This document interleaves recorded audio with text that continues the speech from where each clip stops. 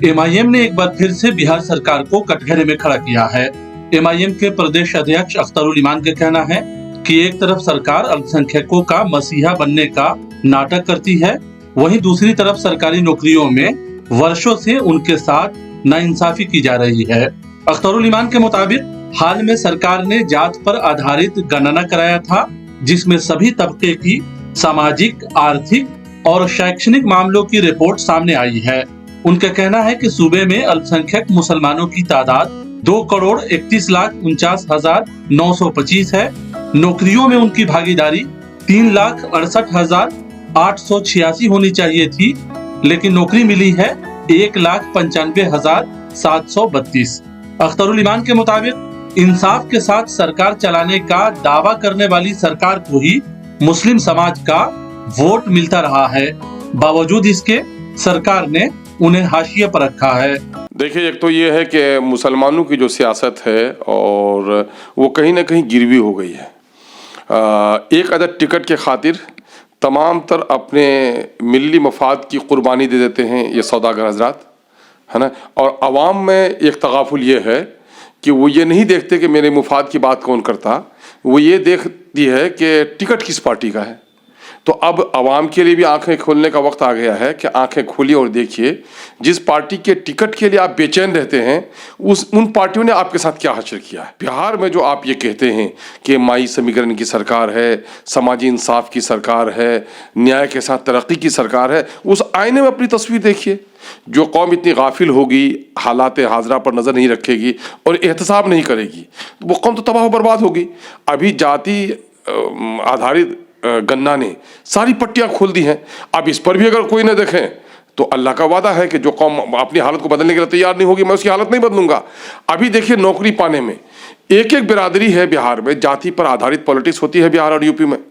ऐसी जातियां जो अग्री पंक्ति की जातियां कही जाती हैं, मैं उस पर कोई आरोप नहीं लगाता, लेकिन उनके नेता और उनकी जनता दोनों जागरूक रही तो उनकी आबादी से 2 गुना, 3 गुना और 4 गुना ज्यादा नौकरियां उनको मिली हुई हैं। और इधर ये लोग ढिंडोरा पीट रहे हैं मुसलमानों की भलाई का। तो मुसलमान देखें ना भाई, 3,66,67,000 नौकरी उनको मिलनी थी, 1,72,000 नौकरी में उनको समेट दिया गया। बर्मन भाइयों की नौकरी की हिस्सेदारी 72,000 होती है, 1,72,000 ले लिया। 58,000 नौकरी होती है भूमियार भाइयों की, 1,80,82,000 नौकरी ले ली उसने, 3 गुना 4 गुना नौकरी ले ली। और आपको 40% नौकरी मिली, दूसरे लोगों को 200% मिली और आपको 40% मिली। तो आपकी कौम कैसे उठेगी, आप कैसे तब्दील होंगे? चंद लोगों के वजीर बन जाने से, चंद लोगों के पीकदान उठा लेने से, चंद लोगों के वजीर आला के साथ फोटो आ जाने से इस कौम की तकदीर बदल जाएगी क्या? एमआईएम का कहना है कि टीचरों के नौकरी को लेकर सरकार वाहवाही करती नजर आ रही है, लेकिन कितने नए स्कूल और अस्पताल को सरकार ने खोला है? अख्तरुल इमान का कहना है कि पुराने स्कूलों में वर्षों से खाली पड़े पोस्ट पर ही शिक्षकों की नियुक्ति हुई है। उन्होंने कहा कि सरकार की लापरवाही के कारण बिहार का शैक्षणिक व्यवस्था खस्ताहाल हो गया है। अख्तरुल इमान के मुताबिक उर्दू के मामले में सरकार ने और भी तंगदिली का सबूत दिया है। उर्दू के उम्मीदवारों की बहाली नहीं हो रही है। बेरोजगार बिहार के लोग बाहर जाकर अपनी दाल रोटी का इंतजाम कर रहे हैं। अख्तरुल इमान का कहना है कि उर्दू के शिक्षकों के साथ नाइंसाफी हो रही है।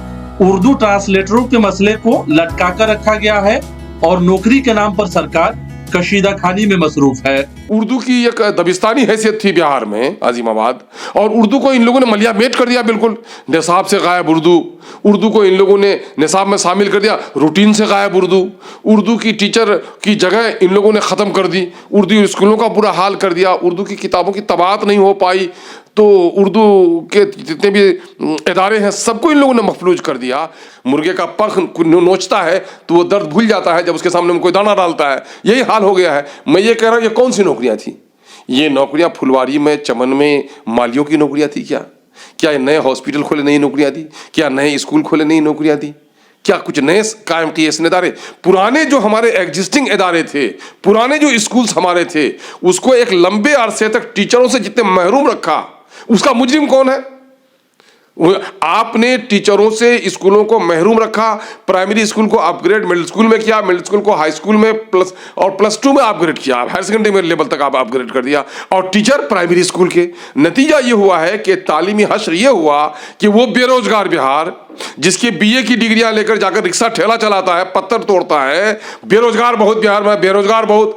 आज 1,72,000 टीचर की वैकेंसी निकली तो आपके पढ़ाए हुए लोग क्वालिफाई नहीं कर पाए, 1,20,000 22,000 ही क्वालिफाई कर पाए। तो आप देख ले अपने आईने में तस्वीर कि आपकी नई नस्लों को कितनी तबाह किया है इन जालिमों ने, कितना तबाह किया है कि नौकरियां हैं आपके यहाँ और आप हंगामा कर रहे थे कि साहब बाहर के लोग आ जाएंगे। बाहर के 14,000 टीचर बहाल हुए है ना, 35-36,000 टीचर पुराने टीचर थे, 50,000, तो 1,20,000 में तो 50,000 तो आपके पुराने टीचर और बाहर के मिलकर रह गए। सिर्फ 70,000 वैकेंसी 1,72,000 की निकली थी। क्या कीजिएगा, इधर ये तो उनको टीचर नहीं मिल पा रहे हैं, लेकिन उर्दू के टीचर जो क्वालिफाई किए हुए हैं 2014 से डंडे खा रहे हैं सिर्फ इसलिए कि उर्दू है वो, अब उनको आप बहाल नहीं कर रहे हैं उर्दू बंगला के टीचरों को। ये कहाँ का जुल्म, ये जुल्म नहीं है, ये नाइंसाफी नहीं है।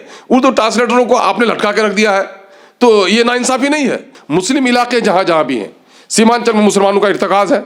आप देख लीजिए, नदियों पर पुल नहीं है, सड़कें नहीं है, हॉस्पिटल्स नहीं है, रोजगार के मौके नहीं है, सबसे ज़्यादा मुहाजिर मजदूर वहाँ पर हैं, बीमारियों की तादाद वहाँ पर ज़्यादा है, हॉस्पिटल्स वहाँ पर नहीं है, सारी बेअतनाई ये लोग बरत रहे हैं।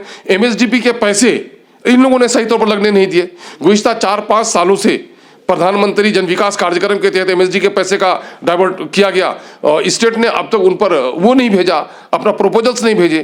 तो ये सारे उर्दू के नाम पर जो लोग नौकरियां कर रहे हैं, मुझे ताज्जुब तो उस बात पर है कि उर्दू के नाम पर जो लोग नौकरियां कर रहे हैं, मुसलमानों के कोटे में जिनको नौकरियां मिली हैं, उन नौकर शाहों को भी न जाने किस सांप ने सूंघ लिया है कि सारे लोग अपनी कम्युनिटी के लिए काम कर रहे हैं। मैं ये नहीं कहता कि आप अपनी कम्युनिटी को इंसाफ से कुछ दिलाओ, लेकिन इनका मामला करके पेंडिंग में है तो उसको आगे बढ़ाने में क्यों तुम्हारे हाथ मफलूज हो गए हैं।